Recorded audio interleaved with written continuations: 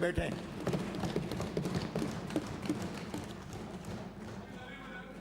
माननीय अध्यक्ष महोदय, आपने राज्यपाल के अभिभाषण पे मुझे बोलने का मौका दिया, उसके लिए मैं आपको धन्यवाद देता हूं। आज हमारे 3 माननीय विधायक जोगेश्वर जी गर्ग साहब, मांगेलाल जी, राजेंद्र पारिक जी, इनका जन्मदिवस है। इनको मैं बहुत बहुत बधाई और शुभकामनाएं देता हूं। और महामहिम से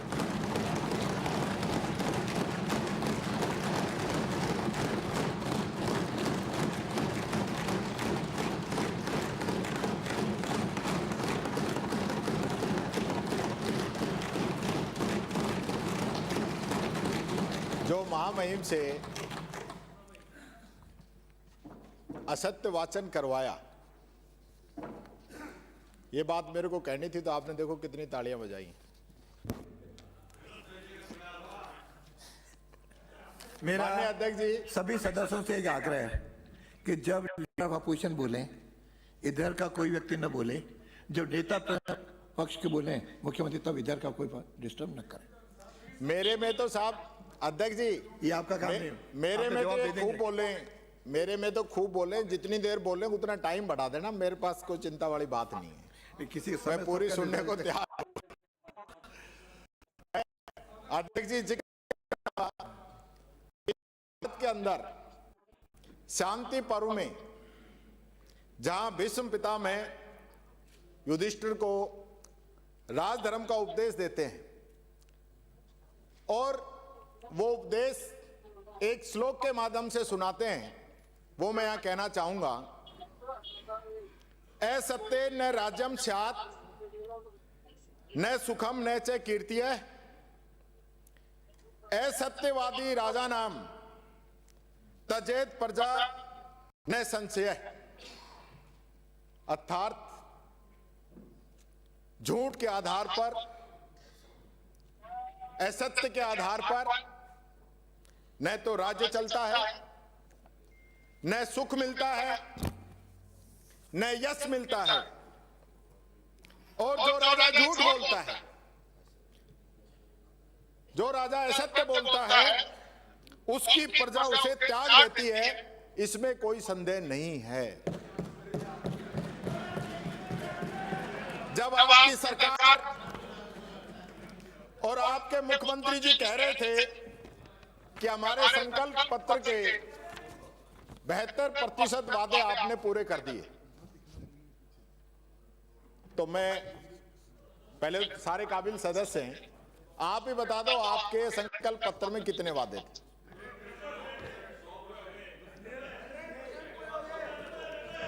टोटल कोई बताए ना, एक आदमी खड़ा होकर बता दे जो ज्यादा ज्ञानी है। आप पूछोगे तो फिर बोलेंगे, आप तो बोलो। जिस शपथ पत्र के यहाँ पे कसीदे पढ़े गए, घोषणा पत्र के, उसके बारे में आपको जानकारी नहीं कि हमने कितने वादे राजस्थान की जनता से किए हैं और उन वादों पे आप चुन के आ गए, वही आपको पता नहीं। फिर बात क्या करोगे आप? मैं बता देता हूं, आपने 9 खंडों में अलग अलग जो है 122 वादे किए थे। विभाग अलग अलग 122 वादे किए थे और 122 जो वादे किए उनमें से आप कह रहे हो कि हमने 78% पूरे कर दिए। तो ये 28 क्यों रख लिया? कोई जीएसटी लग गई क्या? ये भी पूरा ही बता देते, आप इसको रखने की कहां जरूरत थी? क्योंकि जो हालत जो है वो हकीकत है, वो पूरा प्रदेश जानता है। ये बात मैं कहना चाहूंगा। 4 लाइनों से मैं शुरू करना चाहूंगा। हाँ, कि लश्कर भी तुम्हारा है, सरदार भी तुम्हारा है, कि लश्कर भी तुम्हारा है, सरदार भी तुम्हारा है। तुम झूठ को सच लिख दो, अखबार भी तुम्हारा है। इस दौर के फरियादी जाए तो कहां जाए, कानून तुम्हारा है, दरबार तुम्हारा है। एक सूरज की तपन तुमसे बर्दाश्त नहीं होती, एक मोम के पुतले सा किरदार तुम्हारा है, किरदार तुम्हारा है, ये बात मैं कहना चाहूंगा। माननीय अध्यक्ष जी, सरकार का काम चल रहा है। मैंने पिछली बार भी कहा था कि सरकार को बहुत ज्यादा चिंता है कि हम जो कर रहे हैं उससे कहीं ज्यादा अच्छा दिखाया जाए, और उसके लिए आजकल रील फॉर्मेट और चल रहा है सरकार का। माननीय मुख्यमंत्री जी का आज सुबह एक रील डली कि करम योगी मुख्यमंत्री रात के 12 बजे सचिवालय से मुख्यमंत्री ऑफिस से आते हुए। 12 बजे तक तो लगभग सभी काम करते हैं। मोदी जी जब 24 घंटे करते हैं तो हम 12 बजे तक ही काम कर रहे हैं। आज तो इतना विशेष दिन था, मैं तो सोचता था कि मुख्यमंत्री जी सुबह 3, 4, 5 बजे तक काम करते होंगे, कोई घंटा आध घंटा सोने को मिलता होगा। ये स्थिति है। और वो रील बनवाने वाले को अध्यक्ष महोदय 8 करोड़ रुपए का पैकेज दिया है, 8 करोड़ का। और वो YouTube कभी खोल के देखना, आप सब भी नहीं देखते होगे। आप सब अगर देखते हो ना, चैलेंज करता हूं, उसके व्यूज ही कोई 50, 100, 200 आते हैं। तो जितने आपके विधायक हैं, इतने लोग भी उस चैनल को नहीं देख रहे। तो ये ब्रांडिंग किस लिए की जा रही है? एक दिल्ली के चैनल को एक शो के लिए 1 करोड़ रुपए। वाह साहब, बहुत बढ़िया। ये सरकार चल रही है।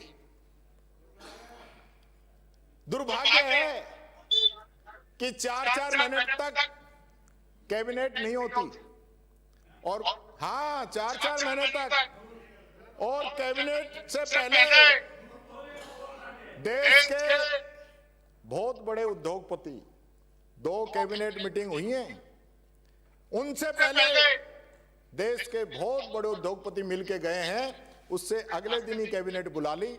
ये बड़ी आश्चर्य की बात। आप कहो तो नाम भी बता दूंगा। ये हुई बात, कोई नहीं पूछ रहा, सबको पता है। और ऐसा लग रहा है जैसे उनका आने के बाद ही बुलाई हो। दूसरा, विधायक दल की बैठक हुई, कई तो मंत्री लेट आते हैं, और उस बैठक के अंदर आपके विधायकों ने सरकार की हकीकत बताई कि कई मंत्रियों की वजह से, मैं मंत्री का नाम नहीं लेना चाहता, उस मंत्री की वजह से हमें हाथ तो लिवा दो, तो मरवा दो उसको बेचारे को। तुम तो चाहते ही नहीं हो उसका नाम ले दो, क्योंकि आज सबने सुना आपकी विधायक दल की बैठक की बात। उसने कहा कि ये एक मंत्री की वजह से हमें गांव में घुसने नहीं देंगे लोग। ये हालात राजस्थान के अंदर इन लोगों ने कर रखी, हकीकत है आपकी। माननीय मुख्यमंत्री जी, ये आपका रिप्लाई कल होना था, लेकिन आज हो गया। मुझे पता चला, अच्छा, तो ये जो सारा जो मामला हुआ, जो अध्यक्ष जी ने भी एक बात कही थी कि मुख्यमंत्री जी एक फोटो खिंचवाते हैं सुनते हुए की, वही फोटो, क्योंकि कल भी उनका भाषण होना था और मुख्यमंत्री जी को वो फोटो खिंचवा के दिल्ली भेजनी थी, इसलिए एक दिन इसको भी सरका दिया गया। ये हकीकत है। जो संसदीय मीटिंग में तय हो गया, बीएससी में मीटिंग में तय हो गया, उसमें कोई क्वेश्चन नहीं किया जा सकता। आपकी मौजूदगी में तय हुआ है। कोई कौन सा कार्यक्रम कब लिया जाएगा, कौन सी कार्यसूची ली जाएगी, उसमें कोई नहीं कह सकता, उसमें नहीं बोला जा सकता। ये इसको डिलीट कराइए। बीएससी मीटिंग में तय हुआ, उनकी सहमति से तय हुआ है। ध्यान रखें। भाई इतनी जल्दी, अभी तो शुरुआत ही है। मैंने कोई ऐतराज नहीं जताया। माननीय सदस्य, आपका नेता ही बोल रहा है, क्योंकि आपने सीट पर आइए। मैंने माननीय अध्यक्ष जी अपनी सीट पे कोई असंसदीय बात भी नहीं कही। कोई अपनी सीट पे बैठेंगे। बैठक पे जो निर्णय हुआ उस पर भी ऐतराज नहीं जताया। हम तो खुद, आपने कहा तो हमने तो हाँ भरी है कि ठीक है, अच्छी परंपरा है। लेकिन आपका बर्थडे है, आप तो शुभकामनाएं ले, आज क्यों चक्करों में पड़ रहे हो?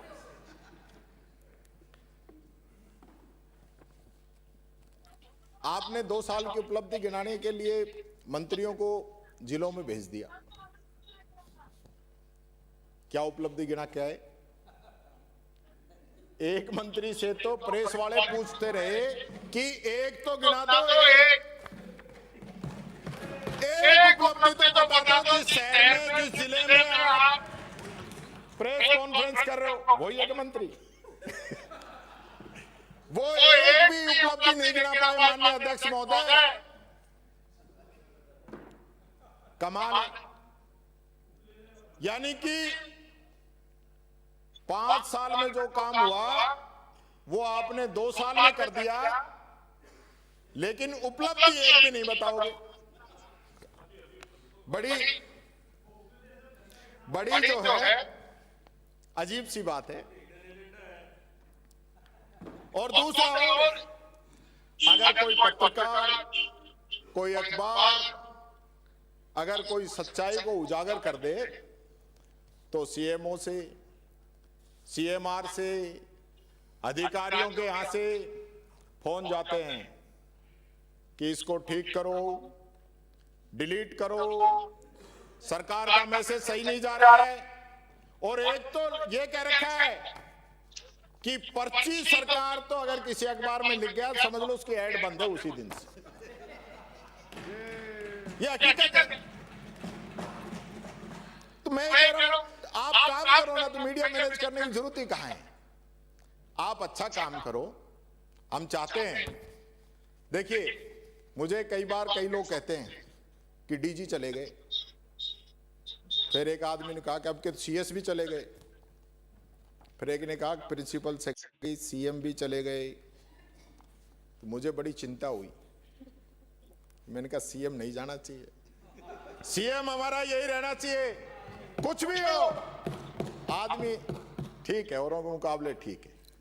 हम चाहते हैं आप 5 साल रहें, 5 साल रहें अगले। अच्छा, और हटने की दिक्कत ये थी कि अभी गोवर्धन जी के वहां दर्शन करने गए, कोई बात नहीं, दर्शन करने गए तो जब धोख खा रहे थे जूते ही पहन रखे थे। मैंने पूछा यार ये क्या कारण था? बोले मुख्यमंत्री जी को चिंता ये थी कहीं फोन आ जाए, जूते पहनने का टाइम नहीं मिले तो पहन के धोख खा लो। ये स्थिति है। आपने जन सुनवाई शुरू की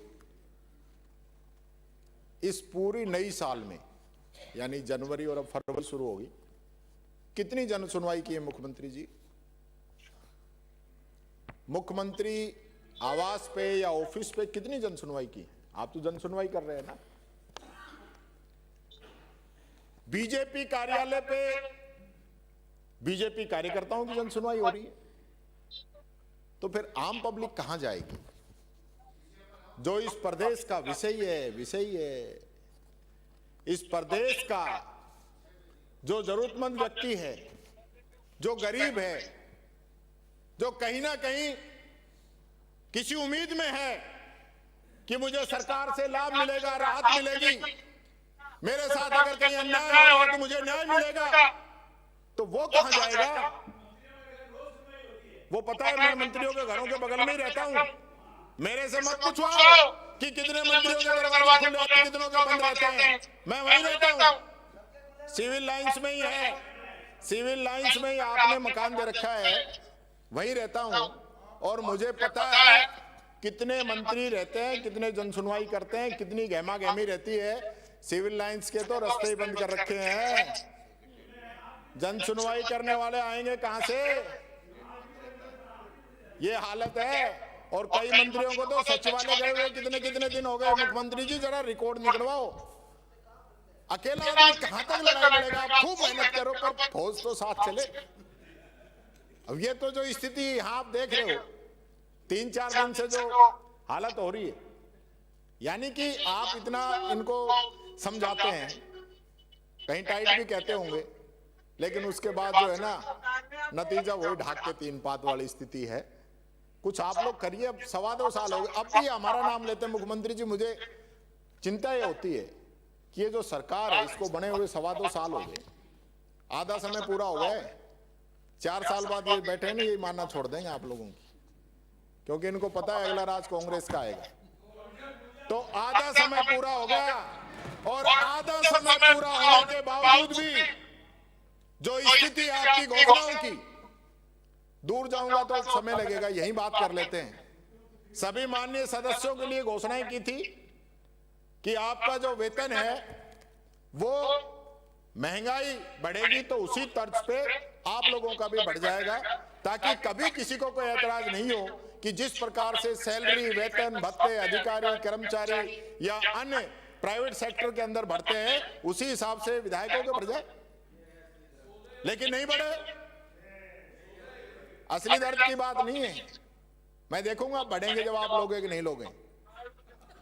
हाँ, ये हमारे पत्रकार साथी बैठे हैं, आपने इनकी घोषणा कर दी आरजीएचएस की, ओपीडी तब तक नहीं मिल रही, बच्चों को स्कॉलरशिप अब भी नहीं मिल रही, पूछ लो, मकान दे दिए हो तो पूछ लो।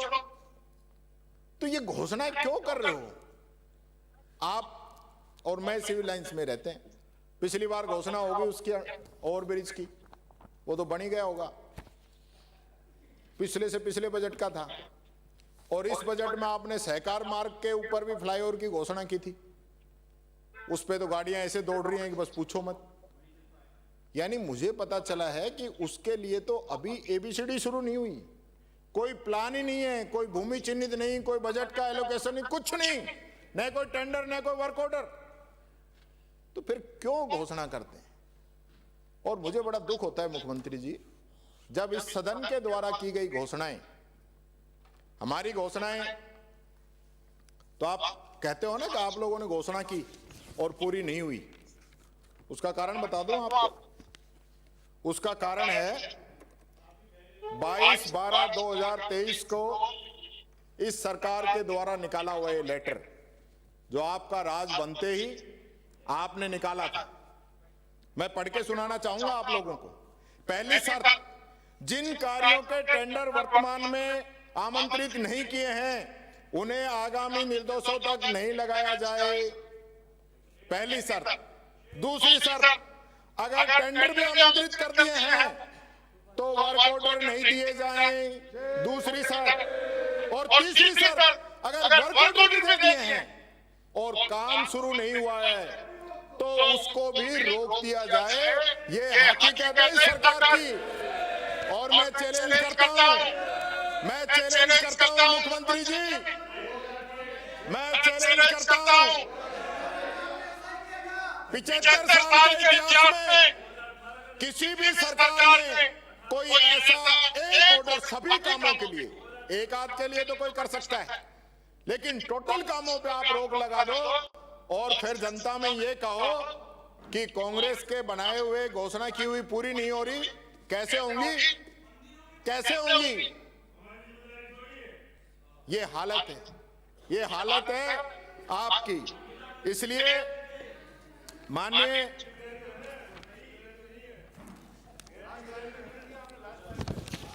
मुख्यमंत्री जी, विधायक कहते हैं हमारी जनता नहीं सुनती, अधिकारी कह रहे हैं विधायक हमारी नहीं सुन रहे हैं, और मंत्री कह रहे हैं मुख्यमंत्री नहीं सुन रहे, मुख्यमंत्री कह रहे हैं मेरी तो कोई नहीं सुन रहा। कल्पना नहीं है, हमारे राज्य में किसी विधायक ने थानेदार के पैर नहीं पकड़े काम कराने के लिए। ये हालत है आपकी, एक विधायक थानेदार के पैर छू रहा है। अपने मुख्यमंत्री को नकार रहा था, कहां कल्पना कर रहे हो? आपका कोई विधायक धरने की धमकी देता है? बैठे कोई विधायक दोनों पक्षों से बैठे न बोले, टाइम दे दो आप उनको बैठो। कल बताया था चुप रहो, कोटा पूरा हो चुका, आपका नहीं आ रहा नंबर, रहने दो आप। मत गला खराब करो, मत गला खराब करो। जवाब देने के लिए अवसर है। अरे माननीय सदस्य, आप बराबर बोल रहे हो। माननीय सदस्य सुनो सुनो सुनो, थोड़ा सा सुनो, आपके काम की बात कह रहा हूं, आपका ही भला होगा। अरे फिर कोई विधायक धरने की धमकी देता है, कोई इस्तीफे की देता है आपके विधायक, कोई मरने की देता है, कई विधायकों पे दादागिरी के आरोप लगे हैं, कई विधायकों पे आरोप लगे तो ऐसा पिटवाया सूरज माली को बेचारे को, आज भी वो हॉस्पिटल में है। ये आपकी सरकार के, आपके विधायकों के कारनामे हैं। वो आज भी जो है स्ट्रेचर पे है। एक आदिवासियों की जमीन किन लोगों ने नाम कराई, किन किन लोगों की मिली भगत है उसके अंदर, कौन कौन लोग हैं? मैं मुख्यमंत्री जी से आगे नहीं जाना चाहता, मैं चाहता हूं कि इस पूरे प्रकरण की जांच हो और जो भी इसमें दोषी है उन पे कार्रवाई होनी चाहिए। गरीब आदिवासी की जमीन जिस प्रकार से छीनने की कोशिश की गई, उस पर कार्रवाई होनी चाहिए। बात मैं कहना चाहूंगा। आपके विधायकों की हालत ये है, बीकानेर के अंदर विधायक कलेक्टर बैठा है, अलवर के अंदर कैबिनेट मंत्री की प्रेस कॉन्फ्रेंस में से कलेक्टर उठ के चली जाती है, और कई लोग हैं, कईयों की मैं बताना चाहूंगा कि जो हालात इस सरकार के हैं, बताओ ये वो पुरानी होगी। आपने भी कहा था पुरानी होगी, मैंने आपको अखबार की कटिंग भी भेजी थी। और यही नहीं, मैं इसमें कोई दोषारोपण नहीं कर रहा हूं, लेकिन सरकारी अधिकारी और जनप्रतिनिधियों के बीच में एक सम्मान होना चाहिए। एक प्रभारी मंत्री से कलेक्टर किस प्रकार से बात करता है, एक विधायक से तहसीलदार किस प्रकार से बात करता है। प्रोटोकॉल में हम कहते हैं, प्रोटोकॉल में कहते हैं चीफ सेक्रेटरी से ऊपर का दर्जा है, लेकिन क्या ये प्रोटोकॉल है? कोई गरीब जनप्रतिनिधि या कोई नया जनप्रतिनिधि है तो उसका मजाक उड़ाया जाता है। इस समय मैं कहना नहीं चाहूंगा आपकी हालत क्या है। आपके मंत्री और राज्य मंत्रियों के बीच में प्रधान हटाने को लेकर भी झगड़ा चल रहा है। सूरसागर के अंदर कलेक्ट्रेट पे धरना देने की बात विधायक कर रहे हैं। एक मंत्री पे